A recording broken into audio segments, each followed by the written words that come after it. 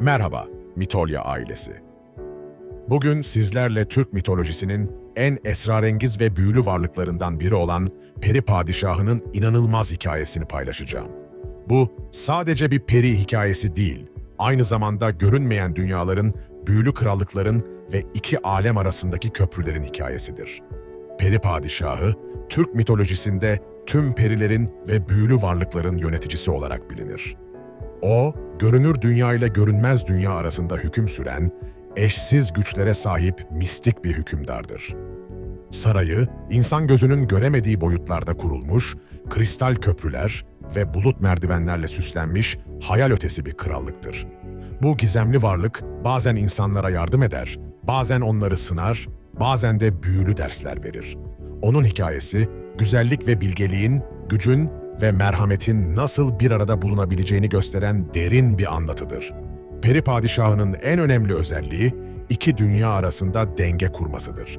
O ne tamamen iyi ne de tamamen kötüdür. Aksine doğanın kendisi gibi karmaşık ve çok yönlüdür. Bu özelliği onu Türk mitolojisinin en fascinant karakterlerinden biri yapar. Ve eğer siz de Türk mitolojisinin bu büyülü ve gizemli hikayelerini seviyor, kanalımızda daha fazla mistik efsane keşfetmek istiyorsanız, abone olmayı ve bu videoya beğeni bırakmayı unutmayın. Yorumlarınızla hangi büyülü varlığın hikayesini duymak istediğinizi paylaşabilirsiniz. Dikkat!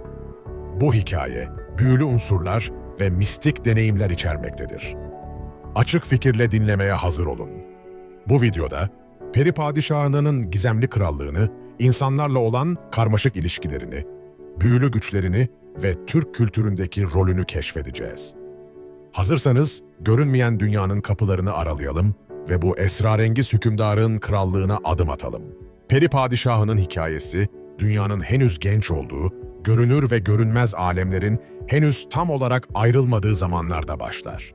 O dönemde, büyülü varlıklar insanlarla aynı dünyayı paylaşıyor ama giderek aralarındaki mesafe artıyordu. Tengri, kozmik düzeni kurarken, farklı varlık türleri için farklı alemler yaratmaya karar verdi. İnsanlar maddi dünyada yaşayacak, ruhlar geçiş aleminde, perilerse kendi büyülü krallıklarında hüküm süreceklerdi. Bu büyük ayrılış sırasında perilerin arasından özel bir varlık seçildi. Bu varlık hem büyülü güçlere sahip, hem de bilgelik dolu, hem güçlü, hem de adaletli olan bir ruhtu. Tengri, ona tüm perilerin padişahı olma görevi verdi. İlk görev, görünmeyen krallığın kurulmasıydı. Peri padişahı, maddi dünyadan farklı boyutlarda, kristal dağlar arasında muhteşem bir saray inşa etti. Bu saray, renk değiştiren taşlardan yapılmıştı ve mevsimler gibi sürekli dönüşüm halindeydi. Krallığın sınırları, insan gözünün görebileceği yerlerden çok daha genişti. Bulutların üstünde yüzen adalar, yer altındaki kristal mağaralar, ormanlardaki gizli açıklıklar. Hepsi bu büyülü krallığın parçasıydı. En önemli özelliği, zamanın bu krallıkta farklı akmasıydı. İnsanlar için bir gün olan süre, peri krallığında bir ay olabilir ya da tam tersi.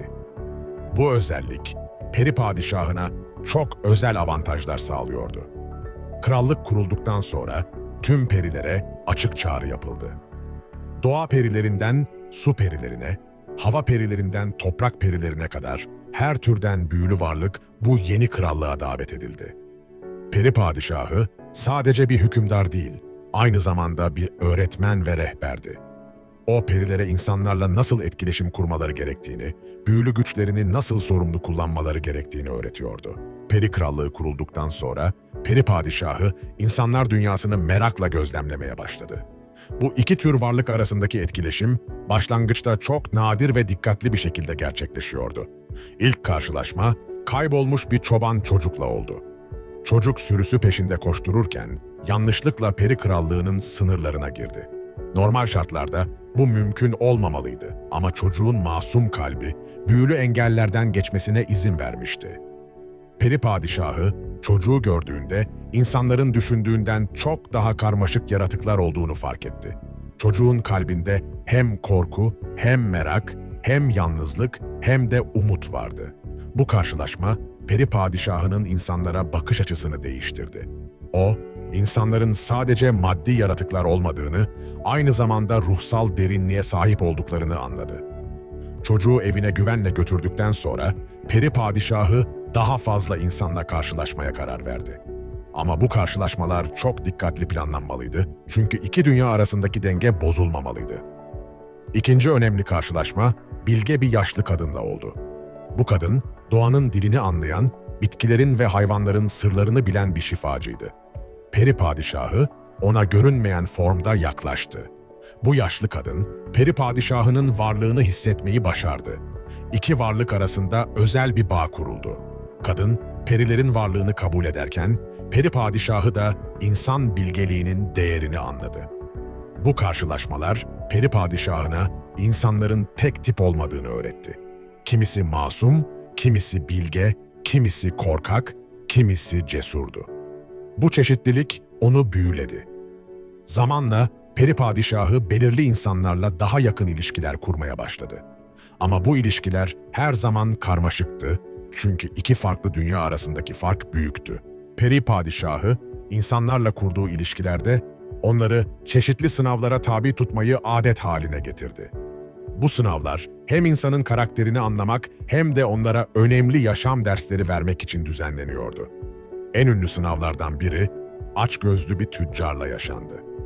Bu tüccar sürekli daha fazla zenginlik peşinde koşuyor, hiçbir zaman yeterince şeye sahip olduğunu düşünmüyordu. Peri padişahı yaşlı bir dilenci kılığında bu tüccarın karşısına çıktı. Ondan biraz yardım istedi ama tüccar ona hiç merhamet göstermedi. Aksine onu kovmaya çalıştı. O gece tüccarın rüyasına girdi ve ona sonsuz hazine dolu bir mağara gösterdi. Ama bir şartı vardı. Bu hazinenin her bir altınını alabilirdi. Ama başka insanlarla paylaşmaması gerekiyordu. Tüccar bu rüyayı gerçek sanarak hazineyi almaya gitti. Ama ne kadar altın aldıysa o kadar ağırlaştı ve sonunda hareketsiz kaldı. Bu durum ona açgözlülüğün ne kadar kötü bir şey olduğunu öğretti. Başka bir sınavda güzel ama kibirli bir prenses hedef alındı. Bu prenses güzelliğiyle övünüyor, diğer insanları küçümsüyordu. Peri padişahı ona büyülü bir ayna verdi. Bu ayna dış güzelliği değil, iç güzelliği yansıtıyordu. Prenses aynaya baktığında korkunç bir görüntü gördü. Çünkü kalbi kibir ve bencillikle doluydu. Bu şok prensesin karakterini değiştirdi. O dış güzelliğin geçici olduğunu, asıl önemli olan şeyin iç güzellik olduğunu anladı. En öğretici sınavlardan biri de cesur ama sabırsız bir genç savaşçıyla yapıldı.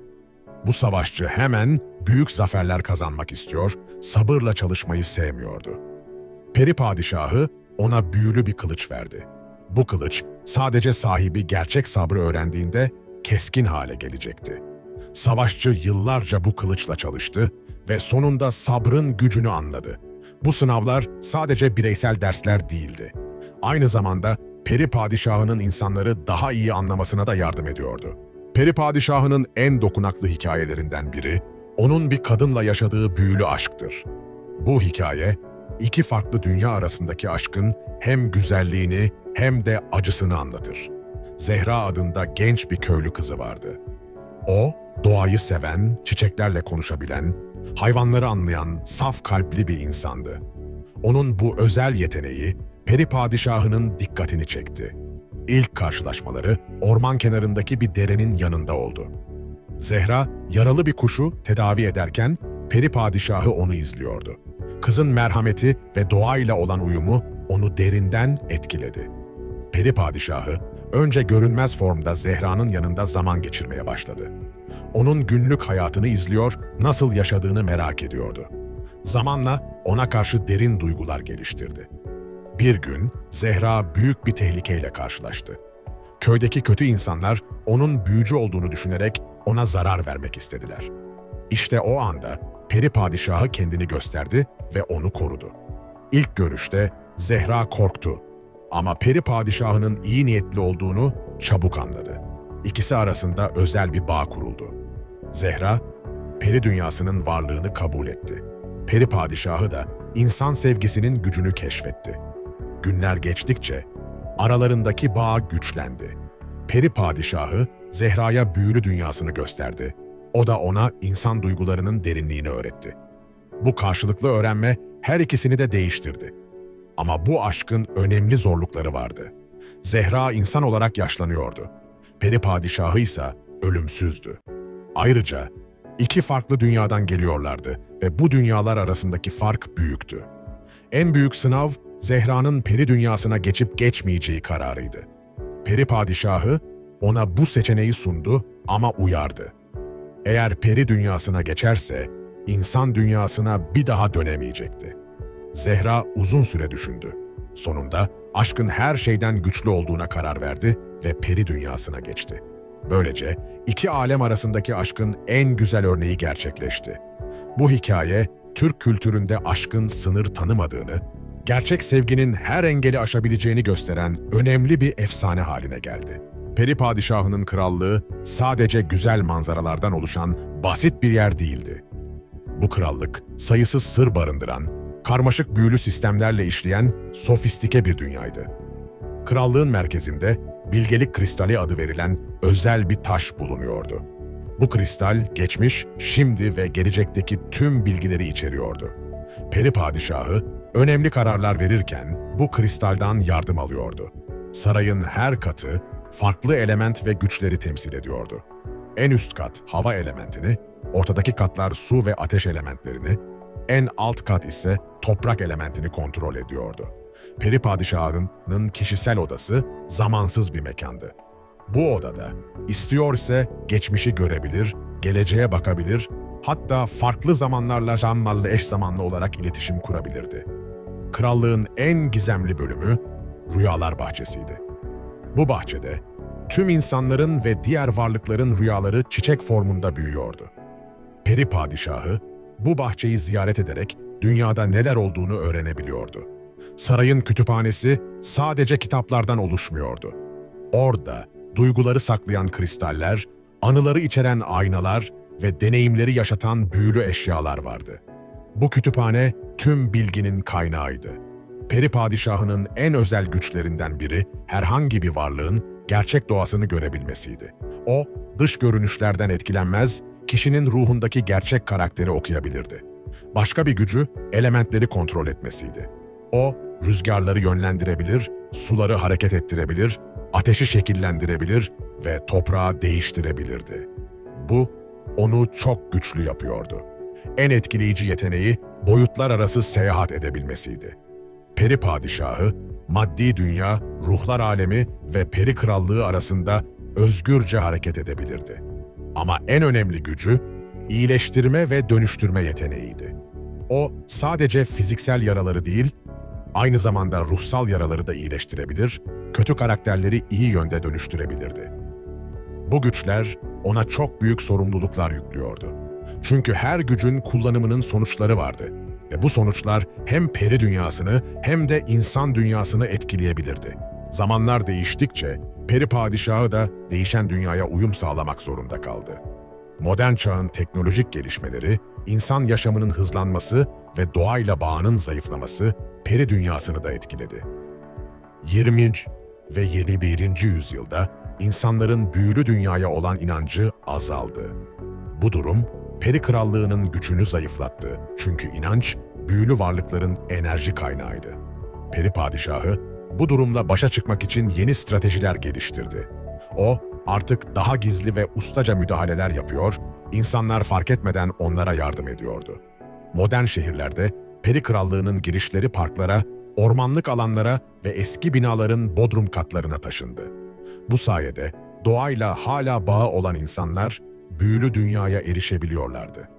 Teknoloji çağında peri padişahının müdahalelerinin şekli değişti. Artık kaybolmuş çocukları bulma, tesadüfi karşılaşmaları organize etme ve önemli anları yaratma gibi daha ince yöntemler kullanıyordu. İnternet ve sosyal medya çağında peri hikayeleri yeni formatlarda yayılmaya başladı. Blog yazıları, video paylaşımları ve online hikayeler aracılığıyla peri padişahı efsaneleri genç nesillere ulaştı. Modern psikologların sezgi dediği şey aslında peri padişahının sessiz müdahaleleriydi. O, insanlara doğru kararlar almada yardım ediyor ama bunu çok ince şekilde yapıyordu. Çevre sorunları ve doğal felaketler arttıkça peri padişahı daha aktif hale geldi. O doğayı koruyan insanları destekliyor, çevre bilincini arttırmaya çalışıyordu. Modern sanat ve literatürde peri padişahı motiflerinin artması tesadüf değildi. O, yaratıcı insanlara ilham vererek büyülü dünyayı canlı tutmaya çalışıyordu.